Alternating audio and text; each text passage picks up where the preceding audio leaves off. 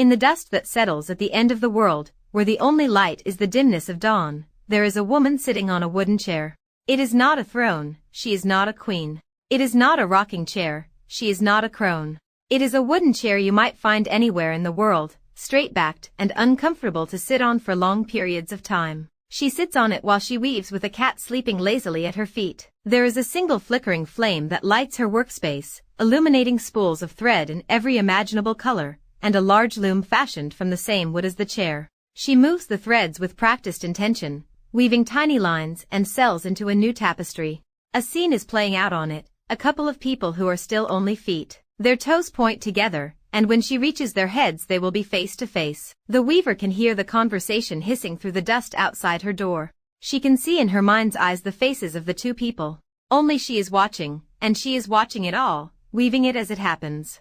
Long ago she was something else, but she has retired into quiet, comfortable obscurity far from worship and zealotry. She loves the loom, loves the dim light in her sliver of the world, loves the chair that hurts her back and her lazy cat. It is peaceful to watch scenes play out. When she finishes a tapestry she sets it outside where it joins countless others. The colors will bleed away in time. The fibers of the scene will crumble and join the dust that swirls around her peaceful, lonely little place. Once the cat stretched and watched her work before asking in his small voice, "Do you make the scenes happen, or as they happen?" She paused her work and frowned down at him. Does it matter?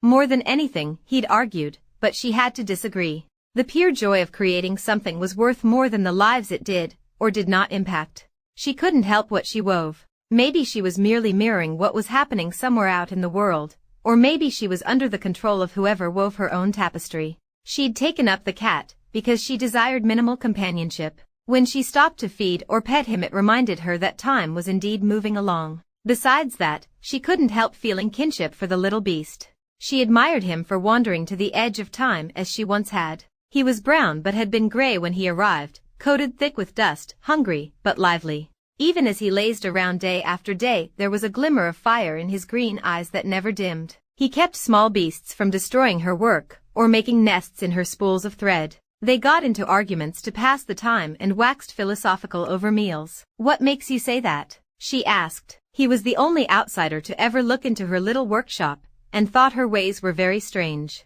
He claimed to recognize some of the figures in her tapestries. "From when I was a man," he said, but she doubted he was ever anything but a cat. Why else would he wander so far afield in search of someone to feed him and scratch behind his ears? If you are in control of the world then you can change it. Judge those who should have a better or worse picture. She didn't like that. It made her fingers fumble over the fibers of her creation. It reminded her of the days when she was asked for miracles and punishments. "I don't interfere," she'd answered carefully. "Not can't, not won't, don't." Sasha awoke with a sudden start. The moonlight streaming through her window glinted off Toblerone's yellow eyes, and he was glowering at her for waking him. She sat up and rubbed her head. It was pounding and her mouth was dry. There were crusties in the corner of her eye that felt suspiciously like dust. She picked up her phone and squinted at the bright screen. Her alarm was set for 3, and it was 2 minutes till. Groaning, she threw back her covers much to Toblerone's dismay. He meowed his disapproval, and jumped off the bed. The little bell on his collar jingled as he padded down the hallway, and awaited his breakfast. Sasha packed her hamper into the too small trunk of her car, and headed off for the laundromat. She passed a few other cars and had to wonder what they were doing up at that hour. The laundromat wasn't busy, but it wasn't completely abandoned either. There were 3 other cars parked, including a shiny old Mustang right in front of the entrance. A young couple was out front smoking when she walked in.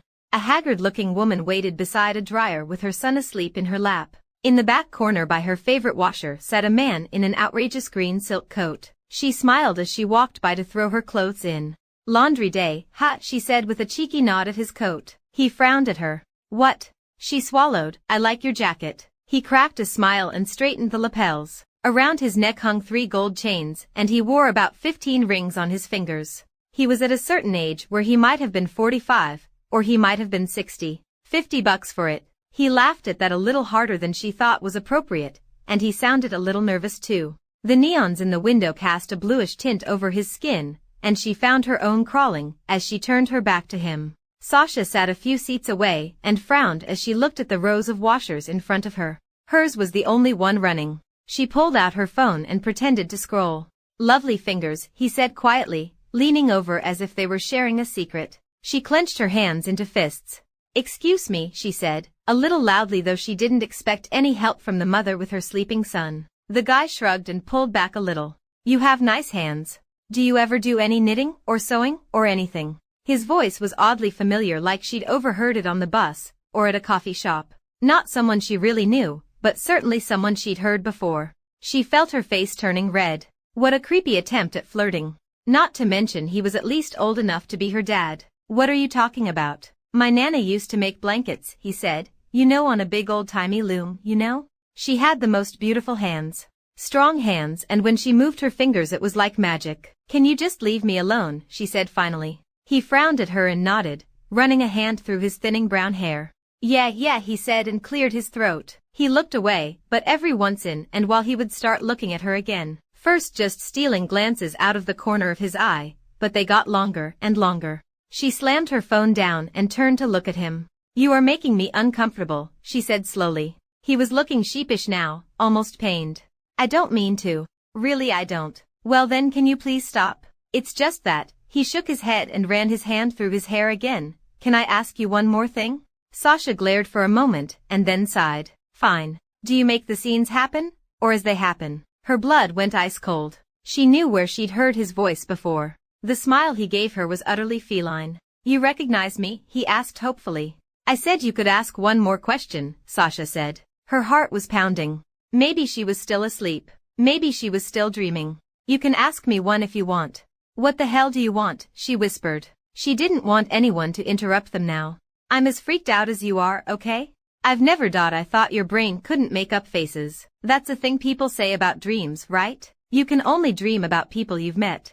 That isn't the weirdest part of this, she snapped. She didn't know this man, had never seen him, or met him, or overheard him in a coffee shop. But they'd shared a dream. Such a real-seeming dream. Do you think that makes it real? Sasha scoffed. I can't even knit. He'd turned his knees toward her. I thought it was my Nana. Like maybe that's what she looked like when she was younger.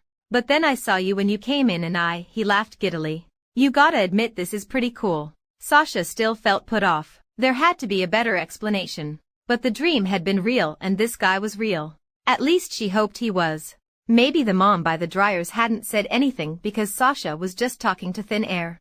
I still have it, he said quietly, but excitedly, my Nana's loom. You must think I'm an idiot, she said.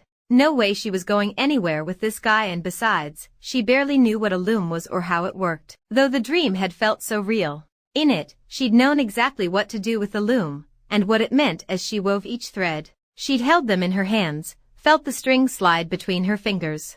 I know I put you off, but I'm not that kind of guy. Really. He pointed to one of his bazillion rings and flipped his phone screen toward her. There was a picture of him with his arms around another man of indeterminate age set as the background. The two of them stood smiling in front of a Christmas tree. Sasha nodded back toward the wall of washers. Why don't you have any clothes? She asked, eyes still narrowed accusatorily. He looked sheepish again. It was a really strange dream. I just really needed to clear my head. Not much else open at this hour. She crossed her arms, still unconvinced. He sighed and took out a business card. The embossed letters read, Arlo J. Carr Ramirez, attorney at law, followed by a number, email, and website. She frowned at him. He just shrugged and stood up. If you change your mind. Sasha was hesitant, but she took the card. With that, he nodded at her and left. Sasha crumpled up the business card, but paused before tossing it in the wastebasket. Would it really hurt to hold on to it?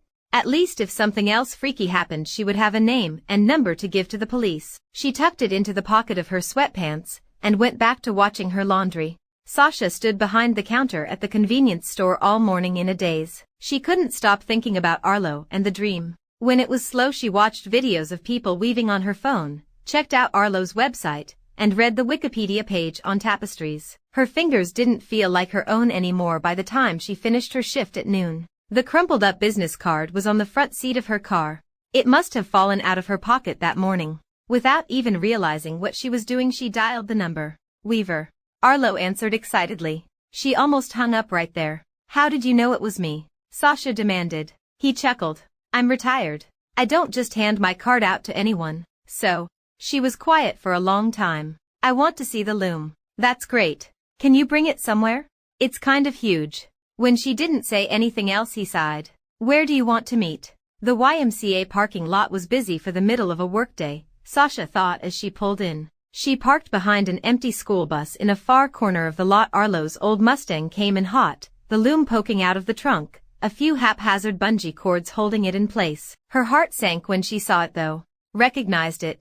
It looks, she shook her head as he set it out in the bright parking lot. In the dream, the workspace had been dim, but it was unmistakable. They probably all look like that, right? Like if I saw one in a movie it would look just like that one.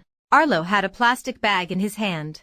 I stopped at the craft store on the way here, he said and handed her the bag full of tapestry thread in a few bright colors. He went back to the trunk and produced an old wooden chair fashioned from the same wood as the loom. It was straight-backed and looked uncomfortable to sit in for long periods of time. The kind of chair you'd find anywhere in the world. This is ridiculous, she said as he set the chair in front of the loom. She pulled out a spool of thread and ran it between her fingers. She closed her eyes and saw the workshop at the edge of the world. Maybe it is, the cat said, but it's worth a try, right? Sasha opened her eyes, looking down at the blacktop.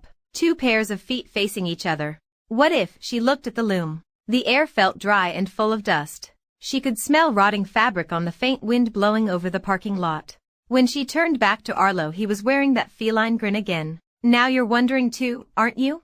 Would she make things happen? Or as they happened? She shook her head, began to string the warp with quick, practiced motions like she'd been doing it her entire life. Like she was born weaving and had always done it and known it. Don't you see I'm right? The cat said. He was standing behind her, but his voice sounded like he was below her. Speaking up from her feet. It does matter. His voice was on a wind telling her what he would say before he said it. She could see them sitting there. It was like she was at another car in the parking lot across from them, or in the school bus looking down at them. She could see them from every angle, the weaver and her cat.